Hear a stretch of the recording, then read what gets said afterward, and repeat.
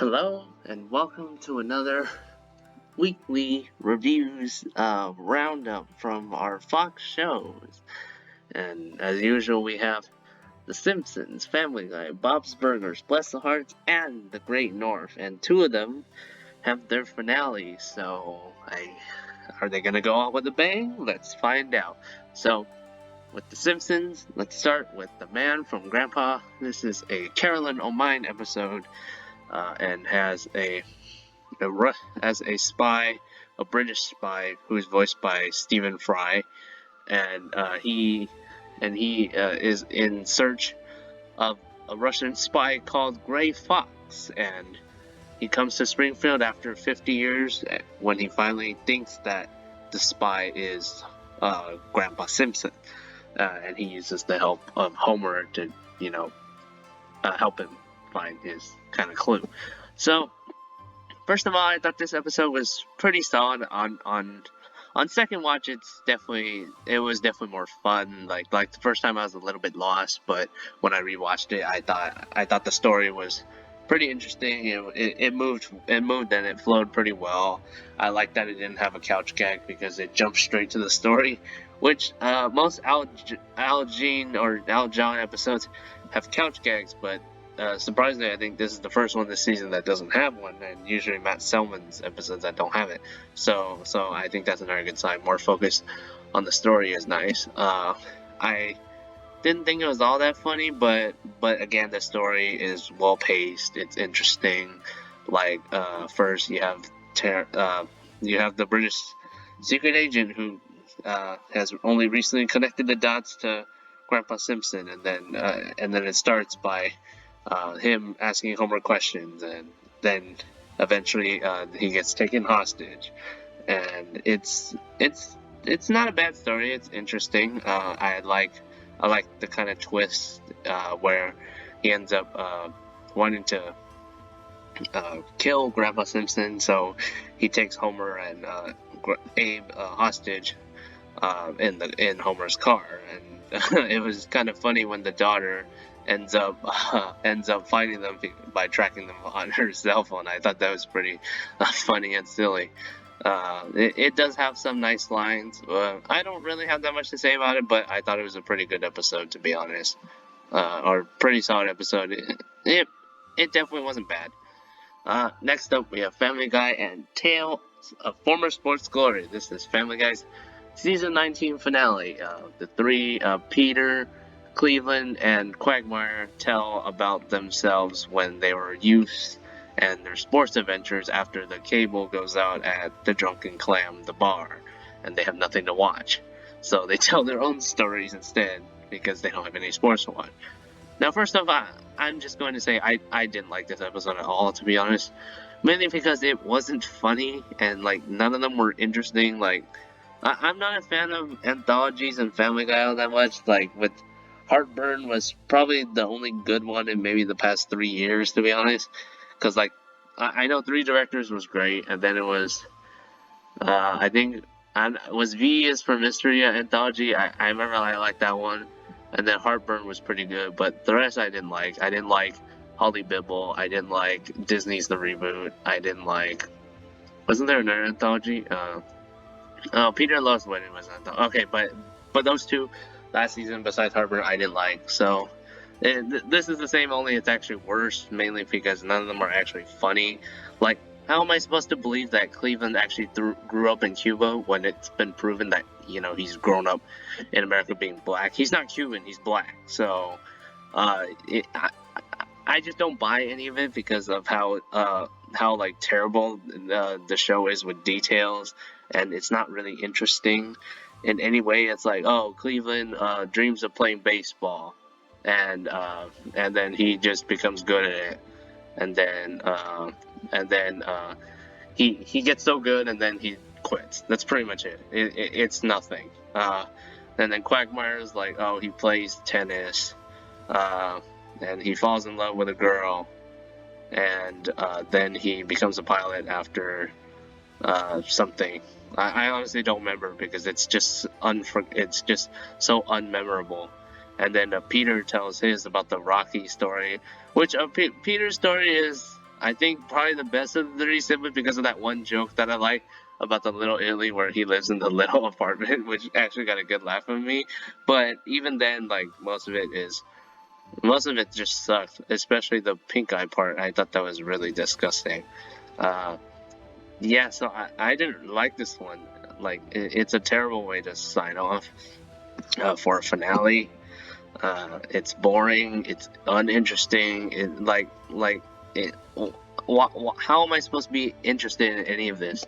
Like, there was a 911 joke that, that people thought that was so like such a bad taste, but I just didn't have a reaction to it just because of how boring this episode was.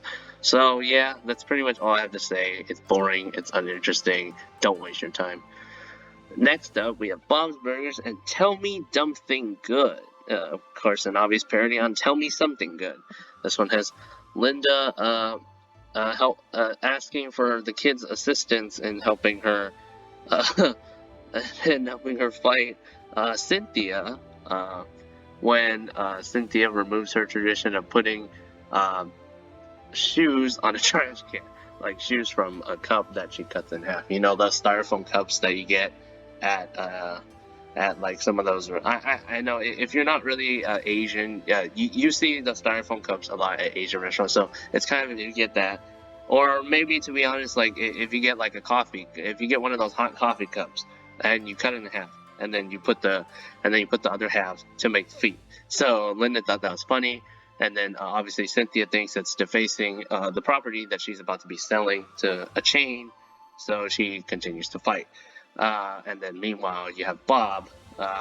He's captivated by a guy who I think he makes cucumber. I don't remember much about it, mainly because it's really nothing, to be honest. It's nice that they get to win and have some. Bob and Teddy get to have something in the end, but it's just nothing. I didn't even. I honestly forgot most of it. I think the main plot is surprisingly pretty solid, but it's not very funny. It has a good direction with where it's headed. But first you have it setting up with Cynthia taking out the trash, and then eventually they go to court, and then and then the kids' plan is to get people in with dumb flyers, and then eventually somehow persuade them to vote against the proposition to move the trash thingy. It's a fine episode. It's nothing more. I mean, it's kind of like The Simpsons, except actually, to be honest, I think The Simpsons is slightly better than this. But yeah, this episode was fine. Really, nothing more. On to Bless the Hearts and Hall Force 1. Jenny and Brenda break up as friends after Brenda breaks Jenny's shirt and doesn't say sorry when she borrowed it. And Wayne sells his truck to some kid because his truck was featured in a movie before, some rich kid and his dad, and then eventually he wants to get his old truck back. So I'm gonna start with the main plot, mainly because I didn't think the main was as good as it needed to be. I think it's partly because while I do like the angle and the characters, Jenny and Brenda in general, I think it doesn't use Brenda to an effect where you sort of feel bad for her, or you don't really feel much, because Brenda's using Jenny, when Jenny has that montage where she tells Jesus about Brenda and all the things that she did that Jenny didn't like when Jenny went to the bathroom and she told Brenda to watch her purse for 5 minutes, and when Jenny came back, all her stuff was missing. You can see there, Brenda's kind of taking their friendship for granted, how Jenny does so much for Brenda and everything. In the end of the episode, she has those reminders of her for Brenda how to live, which is sweet. But at the same time, it's not it doesn't really reciprocate the favors with Brenda, because all Brenda is just taking from Jenny. Jenny is giving, and Brenda is taking. It doesn't really it doesn't really retrofit the kind of purpose that this episode could have benefited from because of the angle and direction the episode chooses to go into. Like, it's not really anything really interesting or anything. I guess. Well, I mean, I didn't think it was that funny either, but it would have been nicer to be more interesting. I do like Louis spending time with Jenny, which I thought was pretty funny. But other than that, it wasn't really that good. But the subplot, on the other hand, I really liked, mainly because it deals with the issues of snobby rich kids, and also, kind of a nostalgia thing. It's kind of like the episode in the previous the previous one, the Drinking Temple, with when Brenda, not Brenda, when Betty, Jenny, and Violet try to fix their broken car. It's similar here with Wayne, having attachment issues after selling his old truck. When he gets a new one, he can't even like drive into the mud. Like when his friends want him to go mudding with the trucks, and then he can't because he's scared that he'll get the car dirty. So yeah, that's that. But it's also fantastic, especially the banter between Violet and the rich kid and how they exchange. I especially love the pop culture reference to Les Miserables, one of my favorite movies of all time. I knew it was a play, but the recent movie is one of my favorite movies ever. Like, it's such a criminally underrated movie. It's so good. The direction of it is phenomenal. Everything about it is fantastic. I loved it. And I like in the direction it heads towards Wayne wants to get the truck back. So then him and Violet create a kind of fad for that rich kid. So then he can, sell him his current new truck, and then he can get his old truck back, and then they go mudding.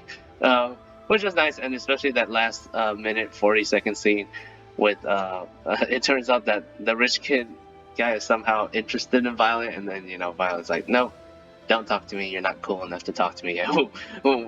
Which definitely got a laugh out of me. So yeah, I mean, I don't really have much to say about it, but but it's definitely one of the better episodes in some time, to be honest. The subplot was great. And finally, we have the Great North, and my fart will go on adventure. This one's a Wolf and Honeybee episode, where they finally get married, but then someone who's unexpected reserves a spot, and of course Judy finds out that it's their mom, based on the blog. So then they kind of have to like plan a fox wedding, like a false wedding, so then the mom can go to that one, and then they can have theirs. And it does have a lot going on, to be honest, but it's not a bad thing because it definitely starts out well with the setup, like starting the wedding. Judy talking to Alanis Morissette is always nice. It moves very quickly with where you want it to go. With first you have Judy telling Wolf about their mom coming, and then somehow Beef and Moon hear it, and then Ham and Moon hear it, and then eventually Beef hears it when they're all discussing, and then Honeybee's family ends up hearing it too, and then Beef actually has a breakdown for a little bit because of the previous thing. I want to stop here for a little bit because I think one of the great things about this show is actually the continuity that it really has. Like, with Beef having emotional attachment issues with his ex-wife. Even bringing back Ham's boyfriend, Crispin, even just for a nice cameo is just nice because it shows the writers and animators have a lot of attention to detail and stuff, and I really liked it because it focuses a lot on continuity, which is great. I like to see more continuity in shows. Like even Bob's Burgers doesn't have as much continuity as this show, which is not a bad thing, but I think The Great North is a step in the right direction. I don't think the show's ever going to be serialized because it's on the Fox network, and that network is terrible when it comes to adapting to changes. I'm not gonna lie, like if you go to Hulu or Netflix, like they all have serialized shows, but Fox doesn't have a single one.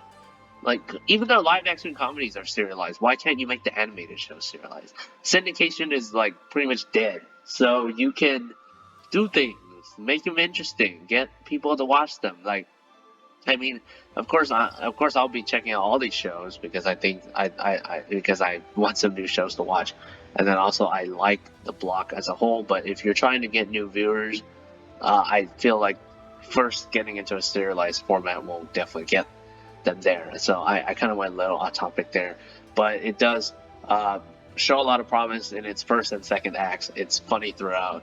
The only problem I have with it is kind of the final act. It kind of has too many things going on at once. So like it's nice to have a fast-paced episode for the first two acts, but then in the third act, it definitely needs to start slowing down to a nice resolution. And I feel like it doesn't quite get there as of yet, mainly because it does have a lot of twists. Like at the end of every act, there's a twist, which is fine. But at the end, at the final act, we don't really need a twist. We need to start wrapping up with the resolution. And I kind of did like the resolution because the mom ends up not coming, but it's sweet because Beef says that even though his wife is no longer around, she helped him produce the best things in his life, the 4 kids, which surprisingly was very sweet, and I really liked that. It was I like seeing Wolf and Honeybee get married too, and the portrait at the end was really nice. So, yeah, despite this episode being a little bit disappointing, it's definitely a good one. It's probably the best of the week, to be honest. Despite, but surprisingly pretty good. Surprisingly, a very good episode. So, my thoughts on these 5 shows, with Family Guy and The Great North having their finales. Next week will be Bob's Burgers and The Simpsons, and also the return of Duncanville, which I will also be covering. I think that video might take a while because I have some things to do and I want to churn out some more content as I'm finishing up my final exams this week. So let me know what you think in the comments about these shows, and I'll see you next time. Goodbye.